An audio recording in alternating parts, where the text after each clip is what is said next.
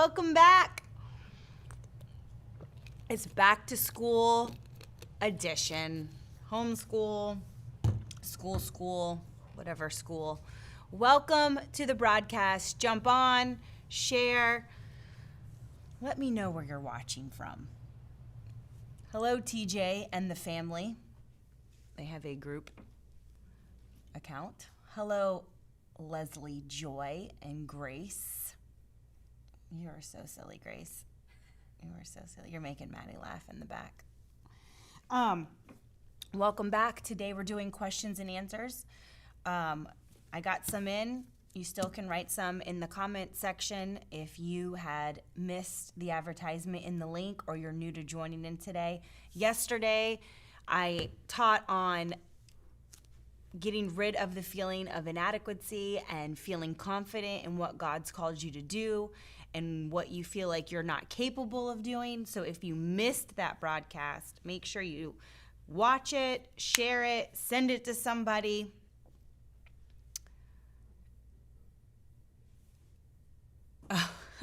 Theo is the main character of the family. Hey, Maria. Hey, Anna, Amber, watching from Michigan. How are you doing? I love you. Hey, Thomas. Oh, look, about to start homeschooling our 5-year-old. That's excellent. That's when I started homeschooling. Madeline was 5, and we have done it ever since. Now she is 14. Oh, my gosh. Where is the time gone? Maddie, please slow down. So we're doing questions and answers today. Because I get a lot of those, and I always get them leading up to when school started. I started getting messages, and what curriculum do you use, and how do you do this, and what is your thoughts on this? And so I thought, you know what, let's just make a broadcast, and let me just answer questions with you guys. And like I said, I have some here that people have sent in advance, but please feel free to write them in the comment section, and we will get to them. And once again, I don't know why I'm saying we, because I look around and it's just me. So I will get to them. It's such a habit. I think it's such a habit in the field that I'm in to be like we all the time. I guess because I'm used to having, like I'm with Pastor I don't know. Because I often laugh at ministers that will say, my table loose. That's not good for somebody like me. Because then I'm gonna be after this broadcast, I'm gonna be asking where the toolbox is, and we're looking at it. It wasn't locked. Look at that. Oh, Pastor Carolyn fixing things. I'll come into the office and things will be like loose in the cabinets or in the kitchen area of our other office, and then I'm over there pulling things apart and fixing it, because then it just like bothers me if things don't close right or things are not the way they should be, right? Amen. All right. So anyway, welcome. Log on. Can we send it questions to Maddie? You want to ask Maddie a question? You all want to ask Maddie a question about homeschool? She can join me on the broadcast. She can come over here if anyone has a question for my 14-year-old daughter about homeschool. I will let her join me on the broadcast. Hey, Tim, how are you doing? All right, let's get started. First of all, I want to make mention we have new Unshakable Women's merch. Please make sure you go to shop.miracleword.com. We have a whole bunch of new gear. We have tote bags and hats and new shirts, and you can get all of that. If you're new to the broadcast, if you're just jumping on for the first time ever, or you've never received my lines book, make sure you go to the store, grab that as well. The newest thing we have is the Unshakable Women's Prayer Journal. We go through every week of the year, and I ask you to do something. I don't know if it's like the teacher in me or what, but it's like reading and then reading comprehension. Asking you questions, asking you what you're trying to see, what you're trying to do in life, because it's important. Because we can read things and we retain it, but it also sticks with us if we make it personal. So that's kind of what this prayer journal is I've made it personal. Each week I have verses and prayer points up at the top. And then I have questions like, what spiritual goals would you like to achieve in the coming year? That's week 18. And you're going to take that week. And you're going to, it's easy to just float around in life, right? But when you have a spiritual goal, what is a goal? You want to achieve that goal. You're just going to find out, how do I get that goal accomplished to move on to the next? So vision boards, writing it down, journal, anything, notebook, and you write down what you want to see in your family's life, in your own life, in your personal finances. You make a spiritual goal. Hey, I want to be stronger in this area. And so you write that down, and it helps you to go back and look and say, hey, I'm going to check that off. I did that. I've accomplished this. So those are different things. We've got this prayer journal for you. Grab it, shop.miracleword.com. And of course, we have our kids 1-year devotional, Strong, Smart, Set Apart.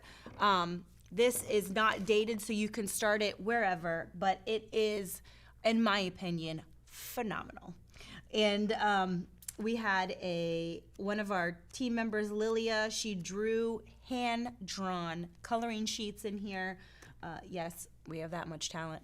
And what we have, it's another one. It's not just reading, it's writing for your kids to think, be a part, do.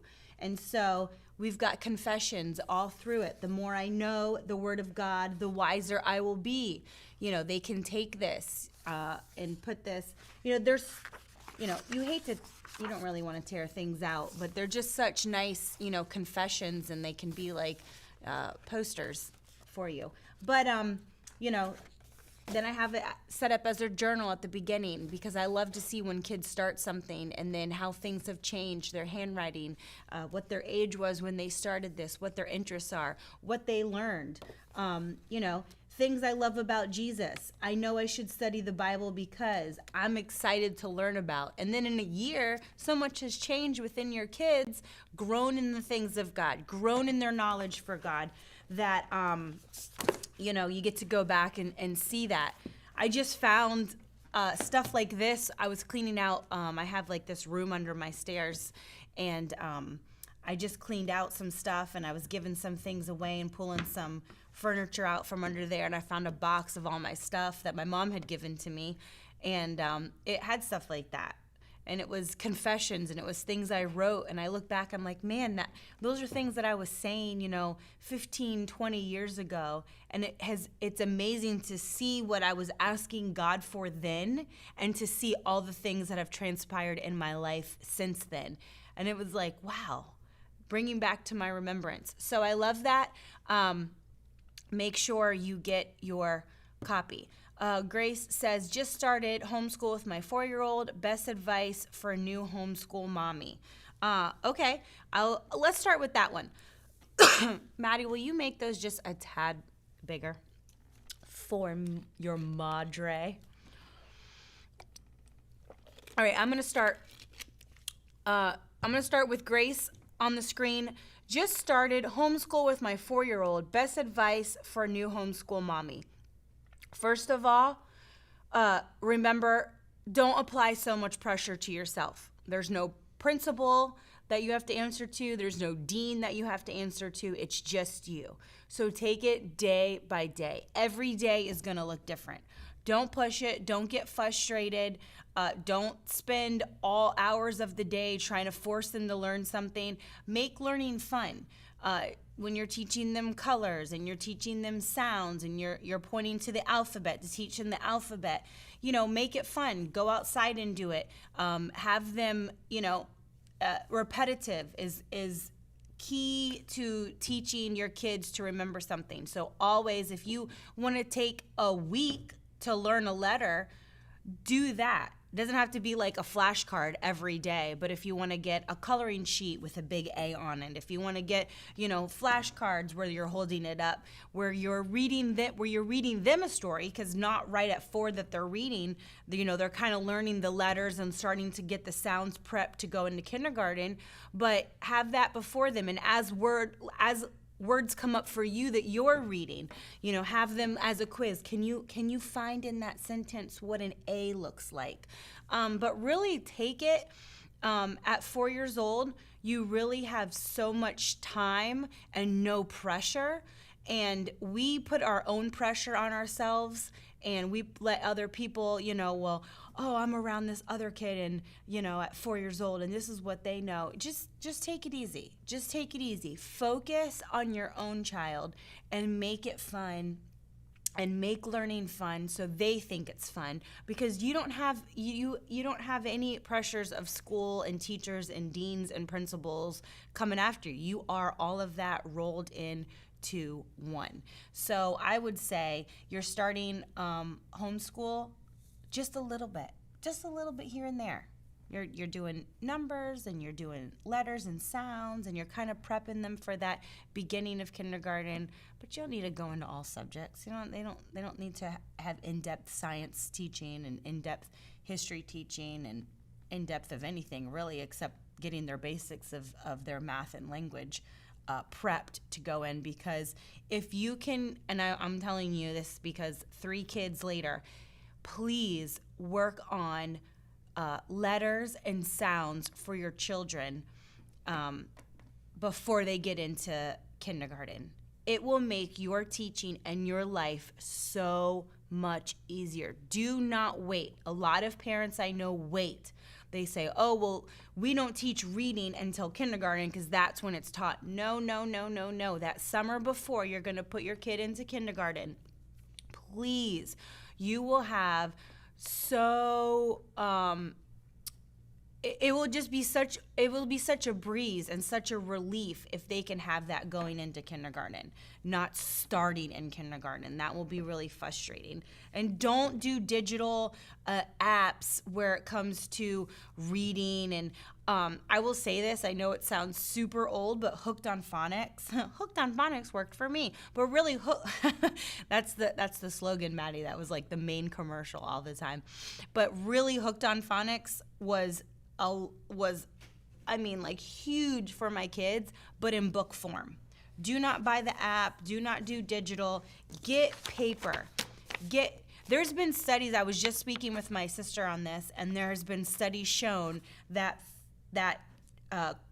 reading comprehension, there was a higher percentage when things were done with paper and ink versus a digital format. And so I agree with that. And I've always kept that my children in book form as long as I can. Now, Madeline, she's with Ignite Christian Academy. That's an online-based school with Alpha Omega.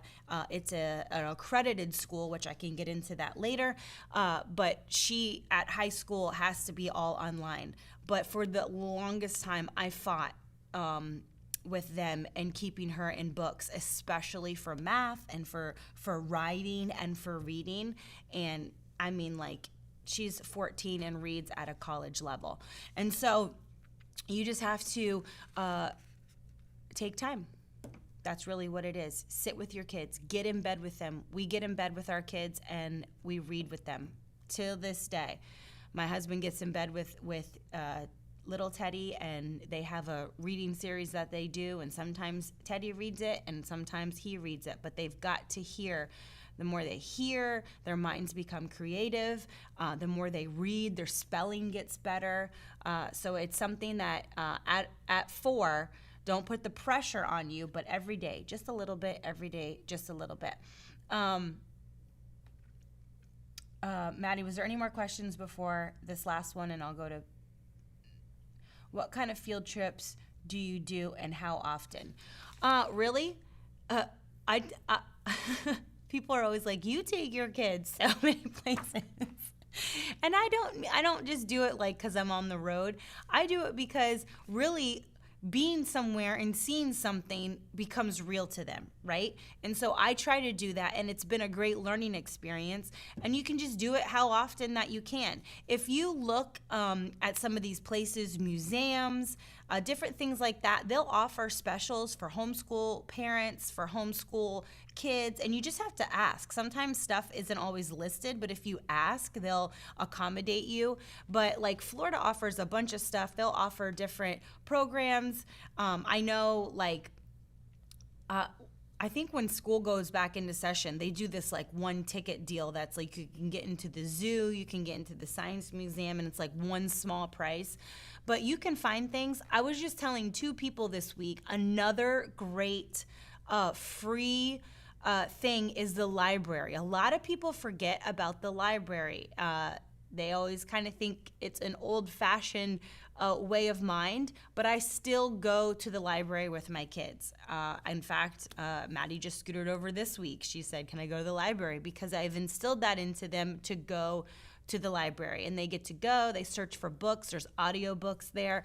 But the one thing I really love about the library is they offer free services every month.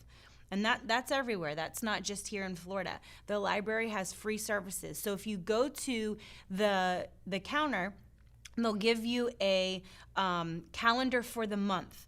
And so you'll get to see there's all different age groups of different activities. There's Lego Builder Group. There's Chess Club. Maddie used to be a part of the Chess Club when we lived in Virginia Beach. We've done the Lego group. There's story time for little kids. There's like arts and crafts, and everything is free. It's so great. So I highly recommend, you can go to the museums, yes, and go to the zoos, yes, and do all those activities and hands-on places, but you don't have to spend your money all the time on stuff. You can go and be a part of these different groups that are at the library. So that I would say is something you can do as far as even field trips. And then, you can just look around if you're teaching on something and, it's something that's, we're learning marine science or, head over to the aquarium and, different things like that. But I'm a big believer for hands-on. If there's any farms around you, they love when homeschoolers come. They'll let you come, during the day to do things, with farm animals and help out. And you just got to call and ask. They don't mind accommodating you. Not everything's going to be on their website, but I would just call and ask. Grace, you see that, Maddie?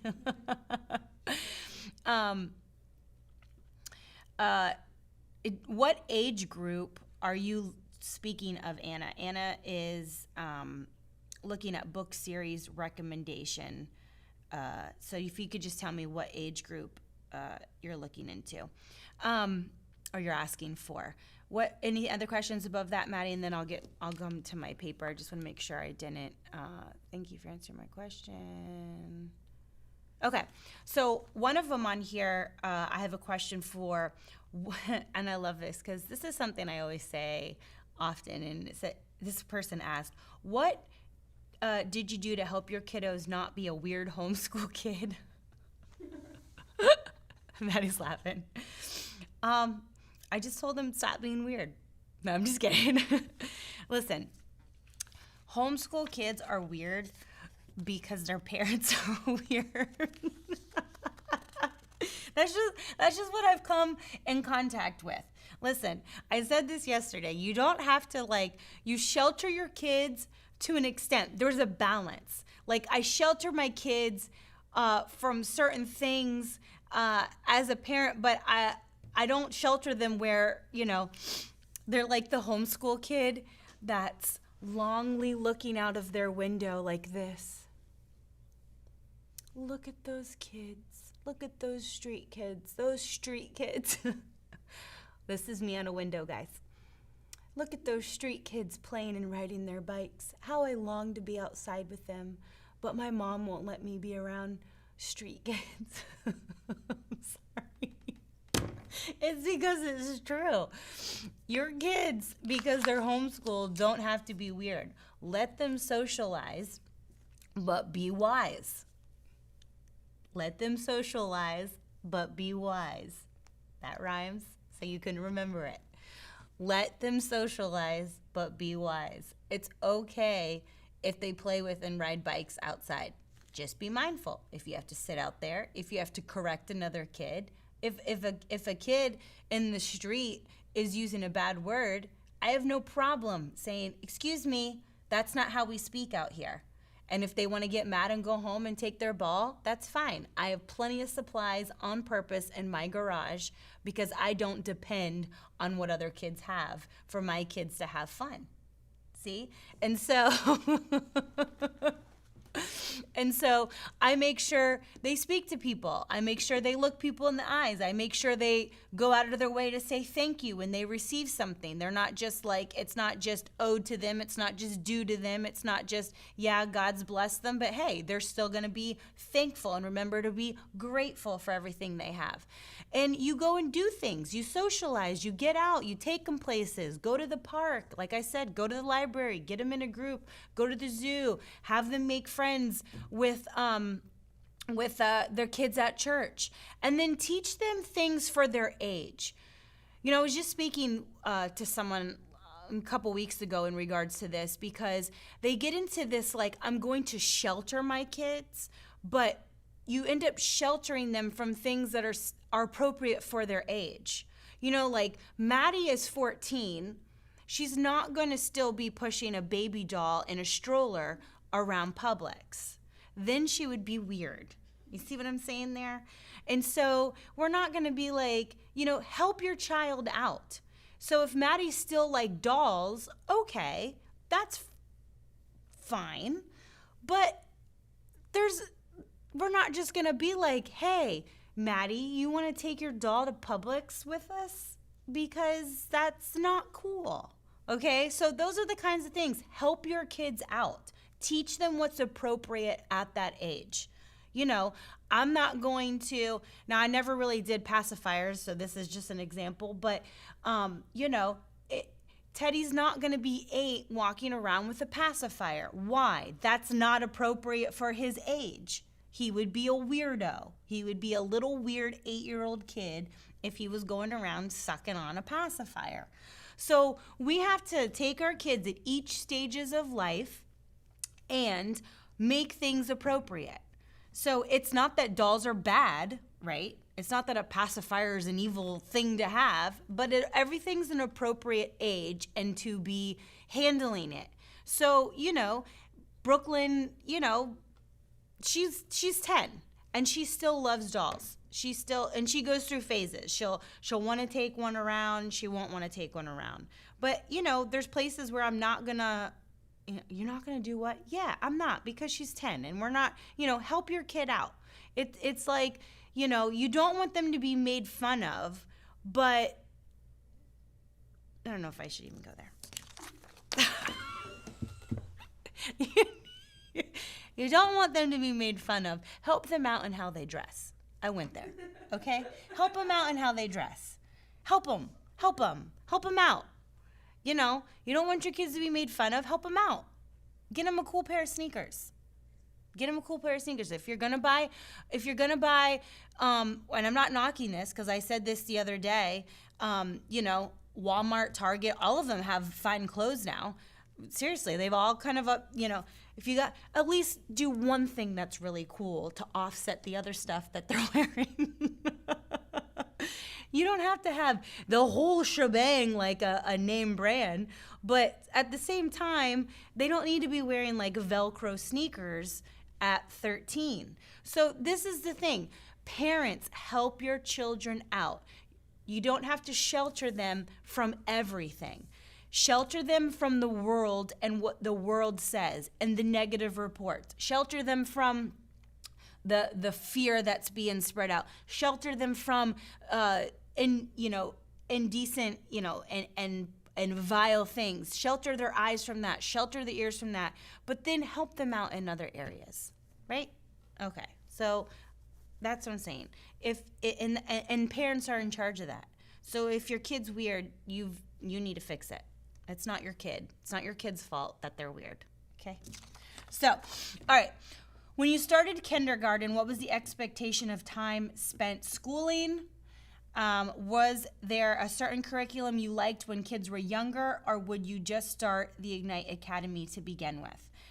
Kindergarten, first of all, if you start with Ignite Christian Academy, you don't really need to. If it is more expensive than just buying the books, you're going to get the same curriculum in the Ignite Christian Academy than you would if you just bought their books. The Ignite Christian Academy is an accredited school, so you're going to get school stuff. You're going to get a teacher to be you're going to get different things throughout the week. You're going to get art class and different clubs, but your kids in kindergarten, and I've realized over the years, it's not really worth the money if you don't want to spend it or don't have it at the time. Don't feel bad like your kid's getting anything less. It's the same books. If you start with Alpha Omega, you get two subjects. It's math and language arts, because those are, that's the key subjects in life. You need to know that. Knowing who ran, Togo in Africa in 1900s isn't really going to help them in life. It's great, and if you're in going in that major to understand, ancient Africa, awesome. But at kindergarten, you don't really need to do that. I don't really think you need to buy Bible curriculum, because you can just get a devotional and start getting them hungry for the Word of God, hungry for the things of God, and you be their teacher. Lots of places try to get me to buy curriculum for this and buy curriculum for that. And I realize those are little things you can pull in later in life, little things. So really, kindergarten isn't that long each day. And, you kind of are leading them into starting school. So do your own schedule. That's the joy of it. If you want to do just kindergarten Monday, Wednesday, and Friday for, a couple hours, spend an hour on language. And it doesn't just mean an hour in the books, teach what they're doing. And then I'll tell you, a really great website that I love and still have is education.com. Look up education.com, and if you are, you can consider yourself a teacher, and it's $5 a month, or even cheaper, I think, if you pay for the whole year. And it is amazing. There are online games, but there are so many worksheets you can print out per grade on every subject you can think of, every season that comes up, so you can pertain your subject to the different seasons, fall, Christmas, Easter, all of that. They even have Christian things on there that you can print for, resurrection. But education.com is my favorite. I still have it. I've had it for so many years, and I can print things. There's activities on there. So when I was teaching letters to my children, I would go on there for their grade, and I would click kindergarten, and then I would print these extra activities and extra sheets that would be pertaining to what I'm teaching on. And I still do that. I still, for Brooklyn, in order for her to really get reading comprehension, that's a skill. That takes a lot. You got to remember what you read, and then you got to answer questions. So we would do that with our regular school books, but I would go on education.com and I would print, and I still to this day print stories with questions. And you just put that in there. You click, you can filter for the grade. And so I'd filter for 5th grade. I would put in reading comprehension and then a whole bunch of worksheets. And the answer key comes up and that you can print for yourself as well. So it's worksheets for the students as well as answer keys for you. And there's also games on there, educational games for each grade and each subject. And they have everything on there. So I really highly recommend education.com. And that will be a good source outside of your normal books. If you're going to do homeschool outside of an accredited school, like the Academy for Rebecca, the Academy for Ignite, or any other homeschool curriculum out there, you just need to make sure you know what your county, your town, your state requires.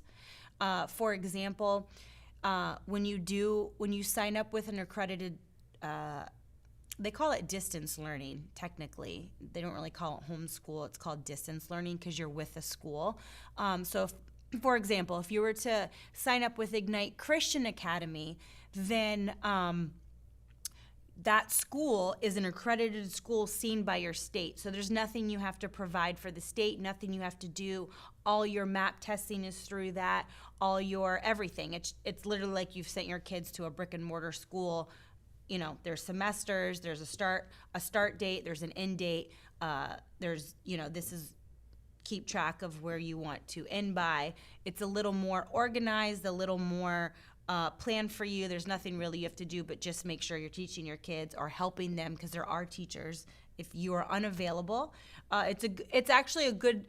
The academy is really good if you're a working parent and your kids, you want them to homeschool, because they log into an actual school. There's teachers available to help you in all different subjects, as well as the ones that are assigned to you. So my kids, like when Maddie, even though I'm around for help, for study, for questions outside of what she's doing, she has a teacher for each subject. She has a teacher for her science, her language, her math, her history, and high school that she's able to go to. And then if they're unavailable, because you schedule a time with them, if they're unavailable, they have teachers on call that are available to help you if you had a question then and there, or you're doing a review.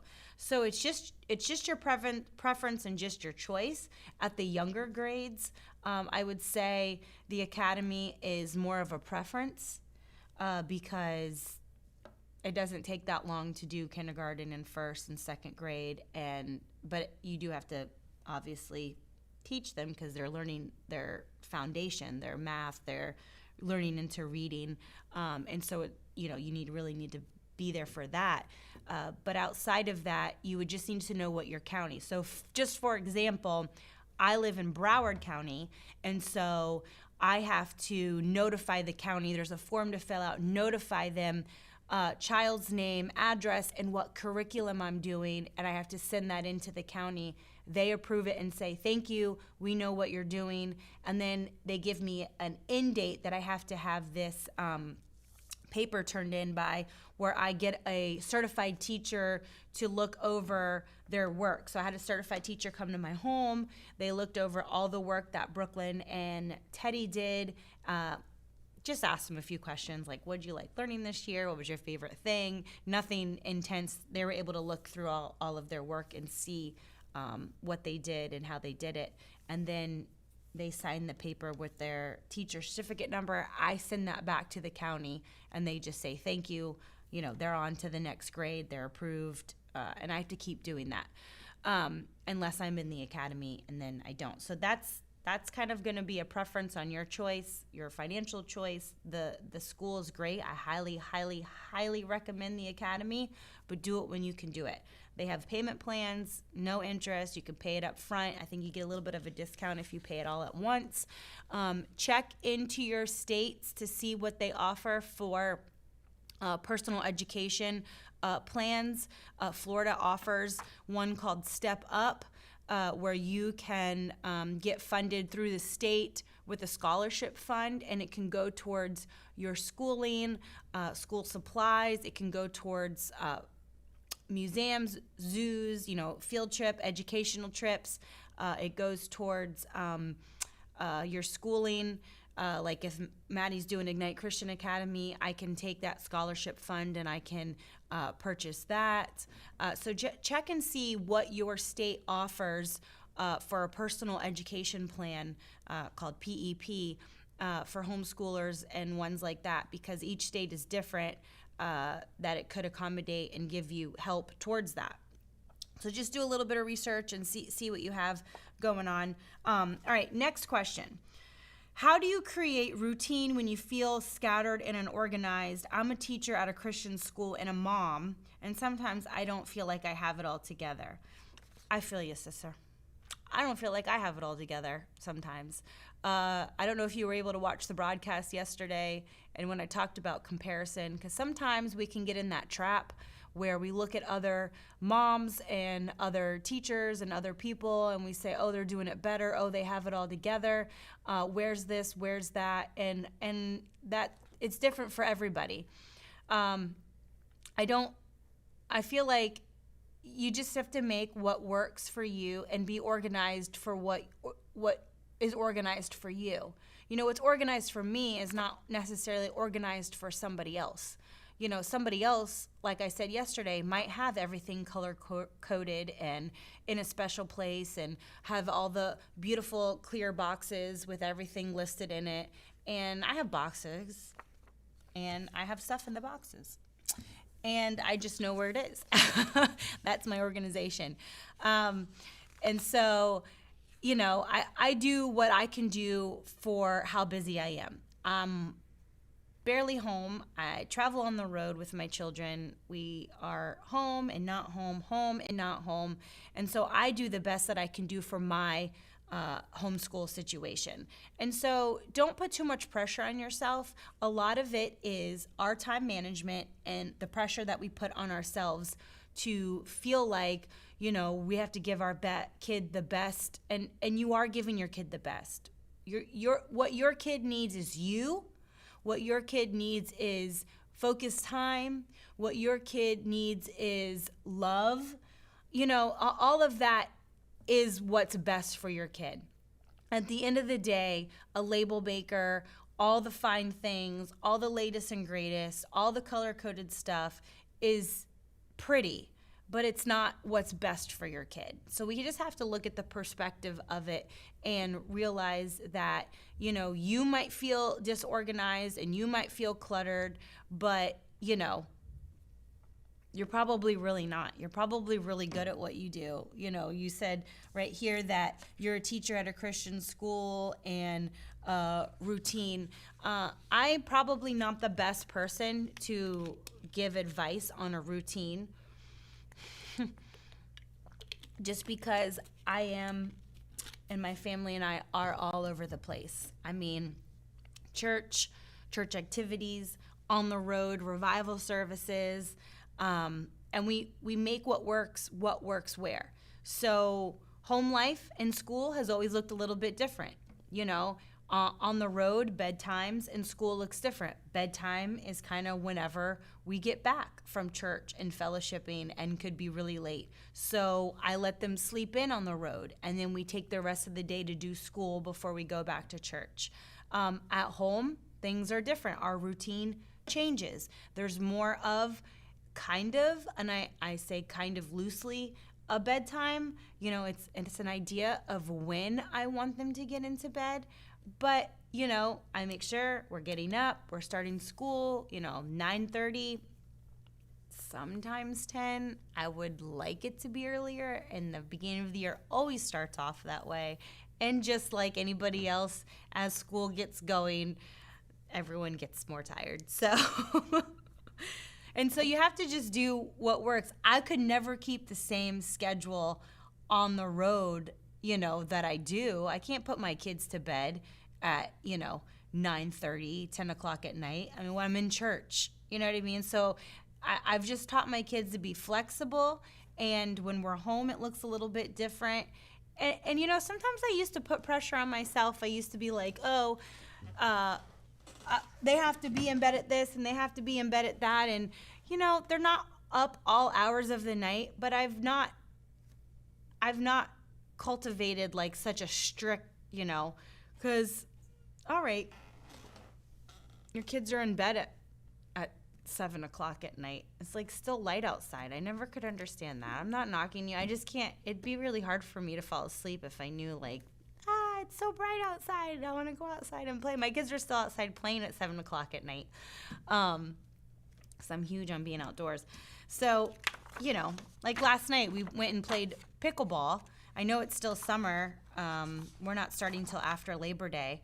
But, you know, we were playing pickleball till 9 o'clock at night. Then we went home and showered and kind of then wound down and got into bed. And, you know, and I could be more strict, and I could be, but then I'm like, this is a luxury I have of being a homeschool mom. You know, because even though we're still in summer, there's plenty of times in school nights that we were down at the pickleball courts playing from 7 to 9. And it just is what it is, and I enjoy the time with my family and, you know, kind of every night looks a little bit different. And so that's just how we roll. I would say teach your kids to roll with the punches. All right, what is the best time frame when getting school age kids ready for bed? I kind of answered that with that. You have to do what works with your family. What time do you want to start homeschool? Okay, then that's probably when you need to figure out when you want to do bedtime. There's no right or wrong to it. It's just your schedule, your plan. So if you want to start school by 8, then they should probably go to bed a little bit earlier. If you want to start school by 10, then they can go to bed a little bit later. So it's just really when you want to start your day the next day and what your day looks like. My daughter and I usually practice waking up about a week before school starts. Can you give me more suggestions? I cannot, because I don't do that with my kids. I think if you're just gonna practice that. I don't think there's any more info to give you on that. If that's gonna help her get into the routine. We kind of take that last week before school and we get it in our mindset. It's kind of like, okay, this is the last of this. Let's get our desk organized. Let's make sure we have everything. Are we prepped? Are we ready? And we kind of get into that mindset, and we keep saying, hey, this is our last week. This is our last week. This is our last week. And we kind of wind down. We're starting the day after Labor Day, so we've kind of taken these last couple weeks to kind of get things organized in the house. The kids have gone through their closets. We've decluttered. We're working on the school room. Well, it's more like in a loft. We're at our house, the school loft. Going through all of that, getting rid of things we don't need. We're kind of tossing. So we kind of do our prep to get ready for school by decluttering things, even if it comes to things in our own bedroom, just so we have that feel of starting fresh, starting like we don't have to worry about, can't find things. That's kind of how we do it. If you're just jumping on and watching, make sure if you have any questions, I've answered some in the comments. Go ahead and still continue to put them in the comments as I answer questions here. How do I balance homeschool with other household responsibilities and possibly work? The joy of homeschool is it's on whatever time you want to make it. I did say if you do work, a great option is signing them up for the academy. You can kind of see, I know Abeka has an academy. I've never done their academy, but it's the same thing. It's an accredited school. I've always done Ignite Christian Academy, which is Alpha Omega's program. And that is helpful because you are enrolled in an accredited school. It's just like a Christian private brick and mortar school, but it's online. And there are books you can do it up to a certain grade, but it is online, and you have all access to teachers, book clubs, science club, extracurricular activities, science fairs. Your kids can enroll into Monday morning prayer. So it is a school online. So if you are working, they still can continue to do that while they are home. And you kind of have the pressure lifted off of you to be the only teacher, the only voice, because you are enrolled into the academy. And so household responsibilities, those never go away, unfortunately. So you kind of just work your way around it. I kind of just what works. Okay, I have a break in my day. Okay, I'll grab the laundry and do it. This and that. If I have learned over the years, because I used to, when Maddie was younger, really want my house. Now, my house is clean, but I mean, you want it to look like you see on the magazine, right? Like beautiful white couch and white carpet and white this and white that. And, that's just not realistic when you have kids running around and their friends running around. So my house is great, but I've learned to realize if there's dirty dishes in the sink when I go to bed, I'll just put them in the dishwasher in the morning. I'd rather be with my kids after a long day, and the household responsibilities, I can just do it another time. I'd rather them remember me for being with them than always making sure the kitchen is spotless in that moment. This and that. So like last night, I decided to break away and play pickleball with them till about 9 o'clock at night. We came home, showered, and then we all just like chilled for a little bit. Tons of dishes in the sink, laundry that needed to be folded, this and that. So what I do, I woke up earlier this morning, and while they were sleeping, I did it. The only thing I didn't get folded was laundry because for some reason I just want to push that off. I'll do it tonight while I watch TV with them, and we'll put a movie on, family night, while I fold laundry. Unless anybody wants to come over and do it for me, I'm happy to hire you. And so little things like that, it's all right. And so got up, vacuumed, dusted, did all of that, and then left and came to the studio. And all is well, all is well, all is well. And I slept like a baby, even though I had dirty dishes in the sink. How many hours a day do your kids homeschool? Does it vary based on their ages? Yes, Natasha. It definitely changes based on ages. For the younger ages, it is faster than like for Madeline, who's in high school.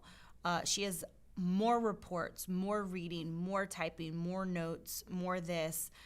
So it really is based on ages. Madeline is several hours a day. I would say Brooklyn, being she was in 5th grade, she would definitely be longer than little Teddy, who was in 2nd grade. And so it just really based on ages and when you start. And, time yourself. Give yourself, you see what works. Put a timer on for 40 minutes, do a lesson, do something with your kid in that subject, one subject, and then see what they're doing. You're going to have to kind of hone them in a little bit. They can't just be rogue and, an hour and a half later, you're still on the one math page. But start with a timer and just see, okay, well, 40 minutes worked for this math page that we did. Okay, well, this one has extra problems. It's bigger. Let me give them 50 minutes to work on it today. Kind of do a timer so you can kind of see where they're at.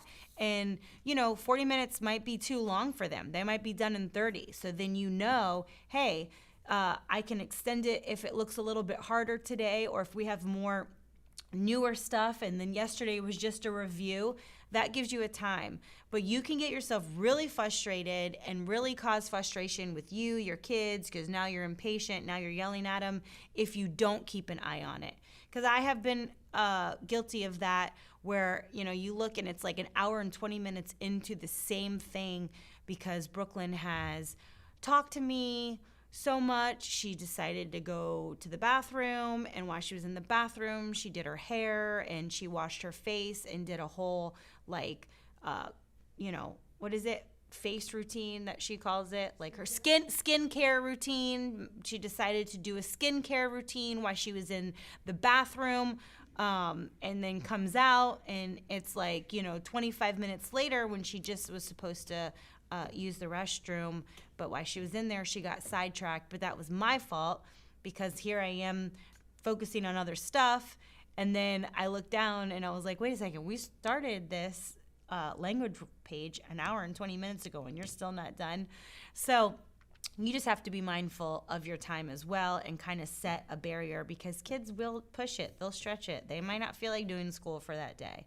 And also, like I said, there's no dean, there's no principal, there's no other teachers coming after you, and you just have to know when to quit that day. Everybody has their moments, and there's no point in beating a dead horse, and there's no point in forcing them when you're homeschooled. And it's just like, okay, I get it. You're like a little extra tired today. Your thought process, your focus is not turned on today, and we're just going to hang it up and we're going to revisit this tomorrow. So just know, don't put so much pressure on yourself. Get the work done. Make sure they're smart, but don't put so much pressure on yourself for certain things. Yes, she does, Grace. She puts the whole thing on her face, this headband thing, and she does her whole. She's got her eye and her cream. I never had any of that. Never had any of that. What'd you say, Maddie? She doesn't know how to use it properly. Well, that's your fault. You didn't teach her. You gave her stuff, and then Maddie's like, she doesn't even know how to use it properly. But that's Maddie's fault. She just went and thought things. And one time, Brooklyn's putting this stuff under her eyes. And I just was curious what she was doing because it was like all this stuff Madeline had given to her that she didn't want anymore. And I went and read the bottle, and it was like, do not put under your eyes. So I ran over to Brooklyn. I was like, Brooklyn, do you even read your skincare routine? This says don't put under your eyes, and this is what you've been doing with it. It's a serum that goes all over your face, and you avoid your eye area. Oh, my gosh. Oh, my God. You know, it's Maddie, or Brooklyn. So that's what I'm working with. So anyway, you just have to put a restriction on your time. That's it. Let's see.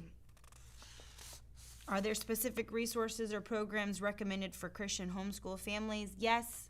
I can swear by and I can tell you everything you want to know about Ignite Christian Academy. I love them. They're my favorite. Of course, there are other places that do it. You know, Abeka. I've tried Abeka once with Brooklyn, and they also had pros and cons. I wasn't like, oh, I love this more than Ignite. And I'm really familiar, and I really love what Ignite has provided for my kids. So if I had to choose, I definitely, for me, would stick with Ignite Christian Academy. How do I handle resistance or lack of interest in certain subjects? This one, I would say each kid learns differently. And I'll probably wrap it up here soon. So if you have anything else, let me know. It's almost 12. I would say you have to pick and choose. Just like you say, pick and choose your battles, pick and choose your subjects. To me, math and language arts and spelling is so vital, especially if you guys are out there right now in the world and dealing with people. The lack of how to, add up anything, how to write, grammar, speak, spell is so poor.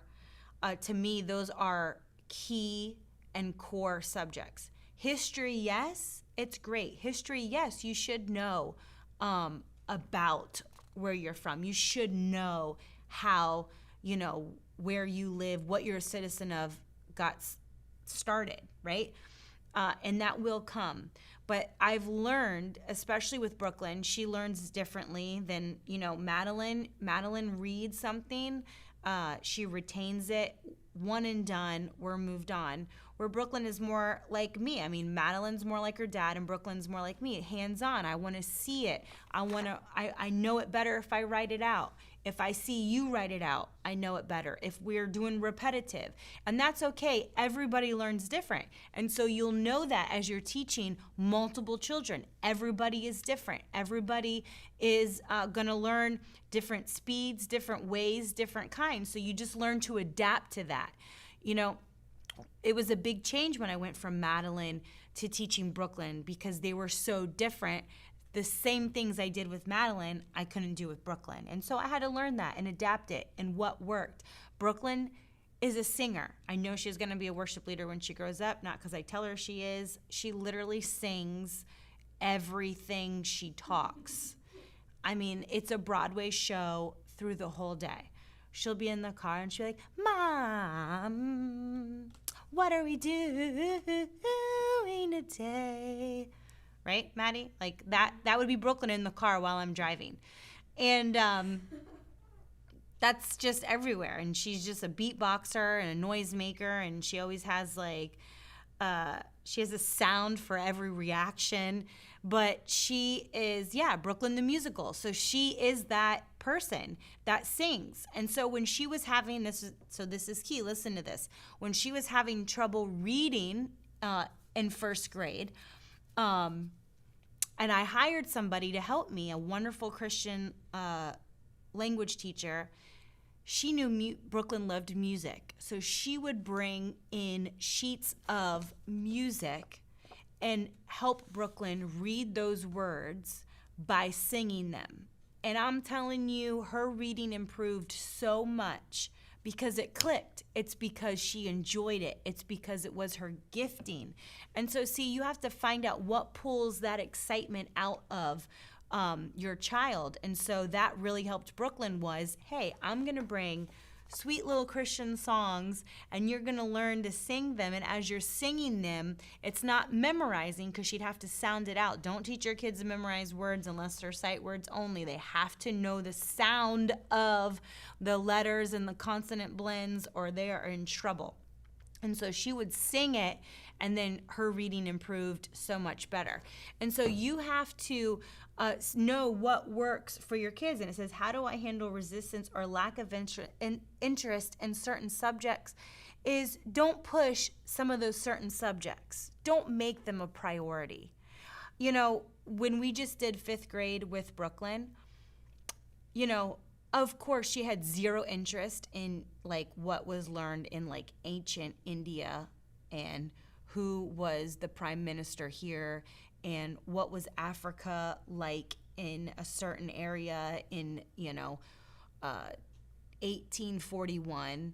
So we didn't take a lot of time on it. We read it, we discussed it, and we moved on. I was not harping her. I was not making her stay up in bed at night and remember everything. I would make her take notes and answer the questions, reading comprehension, and take notes. And then I would let her use open notes for her quiz and her test on some of those countries, because it's not going to click. She's not there right now. That's not her mindset. We took more time on American history and states and how America got started and founding fathers, and that way more than the other, because there is a lack of interest. Who cares at 10 what's happening in, Nairobi or, anything like that? And, it was becoming a fight, and it was like, why, who cares? Who cares? This is not a time. If she wants to go back and relearn this when she's older because she's interested in Australia and Africa and those ancient times and who did this and what did that, then we'll do that. It's not that we're never going to hit it again. I just knew I didn't need to push it in that moment. I pushed math. I pushed language. I made sure we did spelling. I made sure on those core subjects that was going to be the focus of the day, and the other was just, sure, yeah, you're going to know what your 19 different clouds look like. And, Brooklyn's not out there like researching going, oh, this is, a Columbus cloud or whatever they're called, or, oh, look at that one. That one looks like a sheet of paper. And I remember, like, who cares? She doesn't care about that right now, and she will later. And if she wants to, learn about clouds on her own time, she will. But just know, don't put so much pressure. That's an example of not putting so much pressure on yourself. She will remember that. She will learn it. But at her age, let's get the main things instilled in her, and the rest will come. The rest will come. Grace, you're going to hang on to that James Madison, aren't you? She's going to hang on to that. She feels like she is a true American now. See, Grace. Yeah, there's lots of questions, but we've gone an hour into it.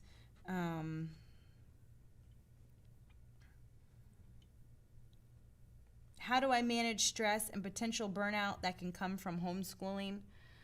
Time management, pressure to yourself, what society tells you, what you think, all of that will cause stress to your own life. There's workarounds. Get a tutor. You know what I used to think in this mind of mine, a homeschool kid? I had to talk myself into getting extra help. How stupid is that? Not because I thought I could do everything. I really felt like, why do I need to go get a tutor of homeschool when we have all this here, all this accessible? I'm home, I'm teaching, I've got these books, I can print out this. And it was so stupid. I had to put that away and be like, yeah, you know what? Maybe a different voice is good. Maybe a different voice is helpful. Maybe this, and it was. I've gotten math tutors for my kids. I've gotten language tutors for my kids. And then that relieved so much pressure off of me, so much of that feeling of stress and are they going to learn this? Are they going to be great at this? I relieved all of that. There's a workarounds for all of that. You don't have to be the only one. You don't have to be, the homeschool hero. You don't have to look like you're a failure at homeschool because you're asking for help. And I think that's probably what my mind thought back in the day was like, if I ask for help, I'm failing as a homeschool mom and they might as well just go off to a brick and mortar school because I can't handle this. But that's not true. I want them home. I want them homeschooled. And I just need to add a little extra help, and that's okay. And I have been fine and peaceful since then. But if there's any other questions or you like all of this and you want to hear more, I'm happy to come back in the office and do more. I'll do this one more question. I'll kind of put it into two. How do I incorporate daily Bible study prayer into a homeschool routine, or how can I encourage my children to grow in their faith during homeschool? What you do, they'll do. Are you reading the Bible? Are you praying? Are you hungry for the things of God? What you do, they'll do. So what you put in your routine, what they see you taking time to do, they'll want to be a part of it. Our kids class at our church does a Bible reading plan each month. So my kids jump onto that. They do that at night. I'm always, Maddie, she's got devotional books that she does. She does reading throughout the Bible. She starts doing a Bible study with different kids from church. I know they took a break during the summer just with everyone's schedule, but different things like that. They will be hungry. They will do what you do. So if they see you taking time to read the Bible, they'll want to do that. And you can kind of incorporate that little bits. You can go online. You can print them a Bible reading plan based on their age. You can make up your own for them. Here is a great resource. This is all Bible reading with questions. Grab this for your child if you have not. It's excellent. It's excellent. And so you can get all of those little things here and there, and you don't have to. I've had moms get so upset. My kid, when he wakes up, he has no desire to do devotions. He doesn't want to read the Bible. And then I come to find out the kid's like 4 and 5 years old that this mom's complaining about. It's like they're 4 and 5 years old. Yeah, they're not going to come out of their room like, Mom, when is the next Bible study? And that's okay. It doesn't mean they're like a heathen because they're not. You just incorporate it later in life. How about in bed? Later in the day, how about in bed? Get in bed with them. Read them a Bible story. Read them and talk to them about it. Ask them questions. There's so much out there that you can get for your kids that you can kind of incorporate it. But at the end of the day, if you're not doing it, they're not going to have a desire to do it. Because if you don't think it's important, they won't think it's important. But I've enjoyed this time with you. This is going to be an excellent school year. Do not be nervous. Do not be overwhelmed. You can do this. Take the pressure off of yourself. Listen, contact me anytime. There's Instagram, there's email into the ministry, and I'll be happy to answer any questions or just to alleviate, just to encourage you to be like, it's really not that scary. It's a big deal to teach your kids. I don't want to say it's not a big deal, but it doesn't have to be as scary as you think it is. It's not that big of a process. It's let's figure out what we can do, how we can change it. There's always a way to fix it and make it better. There's always a way to fix things. We don't just quit. We don't just quit because something gets hard. We don't just quit because we can't figure out a way. That's why we talk to people. That's why we ask people. That's why we get help. It's okay to get help. It's okay to ask questions. And I want to be there for you for that, because when I go to different churches, when we travel and preach and go to different revival services, I just had it this summer.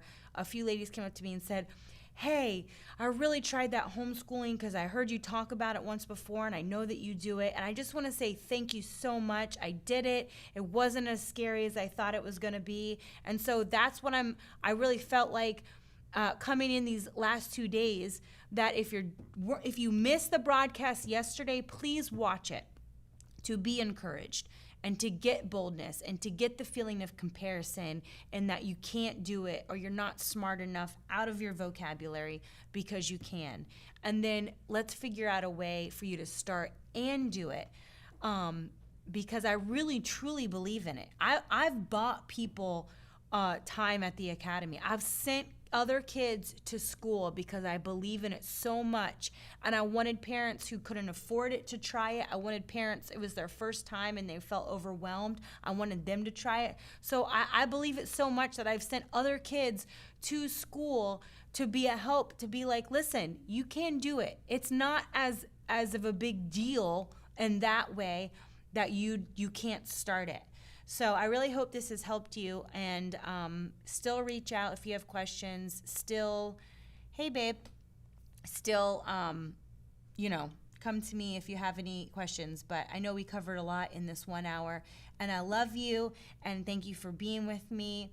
Thank you, Father God, for each and every person that's watching, listening to this on the replay.